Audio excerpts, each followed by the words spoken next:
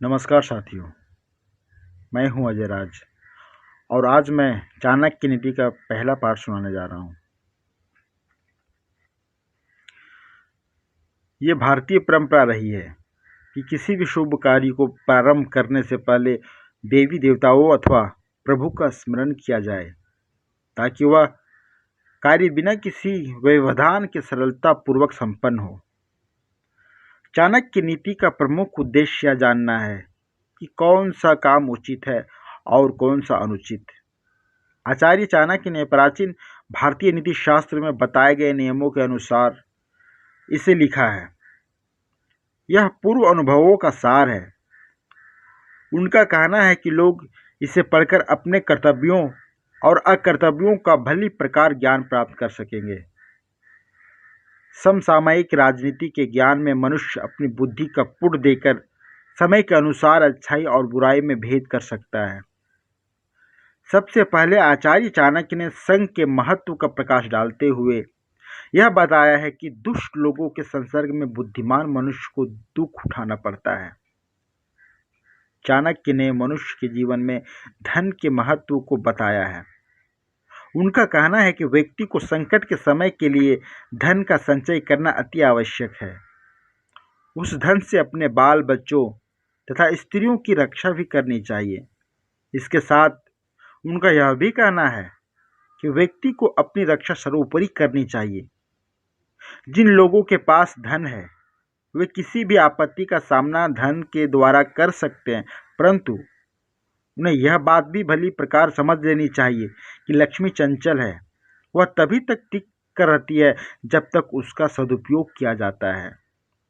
दुरुपयोग आरंभ करते ही लक्ष्मी चलती बनती है।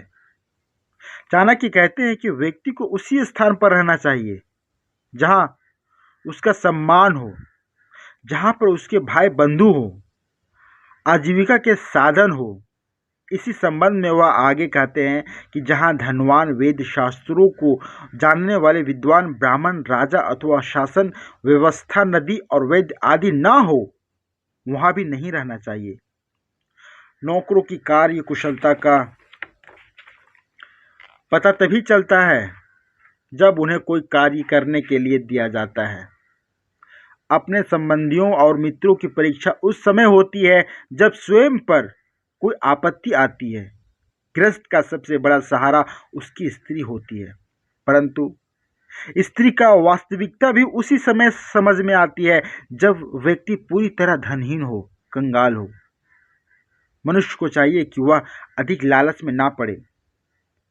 उसे वही कार्य करना चाहिए जिसके संबंध में उसे पूरा ज्ञान हो। जिस कार्य के संबंध में उसे ज्ञान ना हो उसे करने से हानि हो सकती है। जिस कार्य का अनुभव ना हो उससे संबंधित निर्णय लेना कठिन होता है। निर्णय यदि ले लिए जाए तो संशय की स्थिति मन को डगमगाती रहती है। ऐसा निर्णय कभी भी सही नहीं होता। संशयात्मक विनश्यति।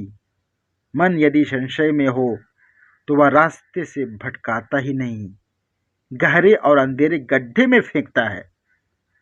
यदि आप ऐसे व्यवसायियों का जीवन देखें जिन्होंने अपने क्षेत्र में ऊंचाइयों को छुआ है तो आप पाएंगे कि उन्होंने अपने काम को समझने के लिए किसी दूसरे अनुभवी व्यक्ति के नीचे काम किया है। किताबी और व्यवहारिक जानकारी में जमीन आसमान का अंतर होता है। विवाह के संदर्भ में चाणक्य ने कुल के भेदभाव की बात नहीं मानी है। उनका कहना है कि नीच कुल में उत्पन्न कन्या भी यदि अच्छे गुणों से युक्त है तो उससे विवाह करने में कोई हानि नहीं। जिन पर विश्वास नहीं करना चाहिए उनके बारे में आचार्य का कथन है कि सिंह और बाघ आदि तेज पंजों वाले जानवरों से दूर रहना चाहिए।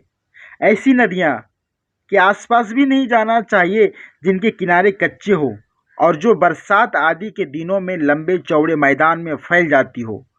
इसी प्रकार लंबे सींगों वाले सांड आदि पशुओं से अपना बचाव रखना चाहिए। जिसके पास कोई हथियार है उसका भी कभी विश्वास नहीं करना चाहिए।